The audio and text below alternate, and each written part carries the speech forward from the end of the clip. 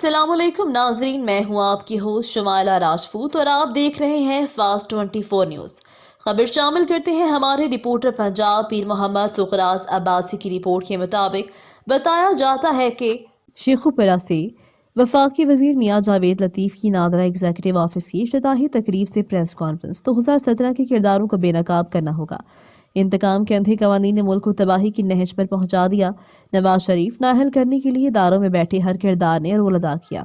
किरदारों को एहतसाब की चक्की में लाए बगैर इंसाफ के तकाजे पूरे न होंगे। 2018 में आरटीएस को बंद कर दिया गया। लाडले को बचाने के लिए आयन शिकनी की गई। कासिम सूरी और आरिफ अलवी पर आर्टिकल 6 का मुकदमा होना चाहिए। इमरान खान के मुकदमात का फैसला किए बगैर इलेक्शन नहीं चाहिए। नवाज शरीफ जुल्म करने वाले किरदारों को बेनकाब करेंगे। मौजूदा महंगाई सूबाई हुकूमतों की नाअहली है। उनकी जिम्मेदारी है कि कौम को सब्सिडी दें। बदकिरदार कौमी मुजरिम हैं, सजा से नहीं बच सकते। ये थी हमारी आज की खबर। मजीद खबरें देखने के लिए देखते रहें हमारा चैनल फास्ट 24 न्यूज।